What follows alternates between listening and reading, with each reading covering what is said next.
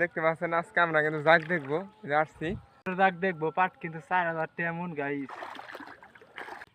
দেখতে পাচ্ছেন ভর দুপুরের রৌদ্রের সময় কিন্তু নদীতে আসছি, এই যে জাগ দেখতে দেখবো আজকে পাটের জাগ আসছে কিনা। দেখতে পাচ্ছেন আমাদের পিছনে নদী, এই জাগ দেখবো আজকে এটাই।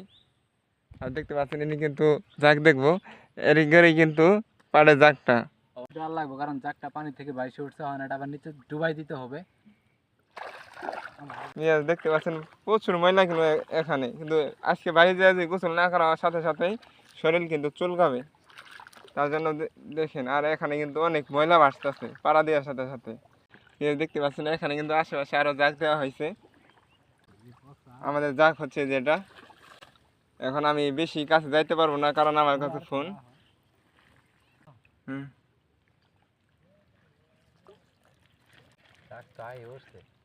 মূলত গাইস আমরা এই পাটগুলো কিন্তু জাগ দিয়ে গিয়েছিলাম, আজকে দেখবো জাগ আসছে কিনা। আর জাগ আসলে কিন্তু এই পাটগুলো আমরা ধুয়ে তারপর শুকিয়ে 4000 টাকা মন কিন্তু এখন পাটের দাম, এগুলা বেচবো। দেখেন মূলত যতটুক পরিমাণ জাগ আসার কথা ততটুক পরিমাণ কিন্তু আসে নাই।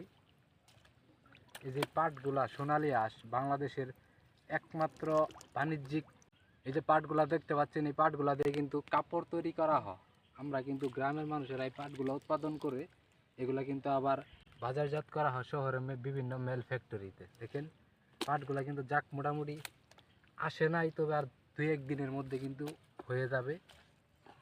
দেখতে পাচ্ছেন এনে কিন্তু এই কিন্তু পাট দেখতেছে, দেখছেন জাগ কিন্তু আসে নাই, দেখা হইতাছে পাট ঠিক মতো জাগ আসছে কিনা।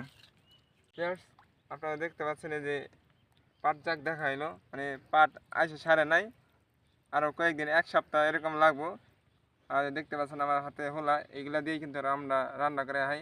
আর যে শিল্পকলা আমরা বলে থাকি, শিল্পকলাই তো বলে থাকি, এই সেগুলোই কিন্তু পাট। আর এখনকার পাটের দাম কিন্তু হচ্ছে 4,000 থেকে 4,500 টাকা দাম, কিন্তু পাটের চাহিদা কিন্তু অনেক বেশি আমাদের বাংলাদেশে প্রায়। তো ভিডিওটা ভালো লাগলে আপনারা কিন্তু লাইক কমেন্ট শেয়ার করবেন।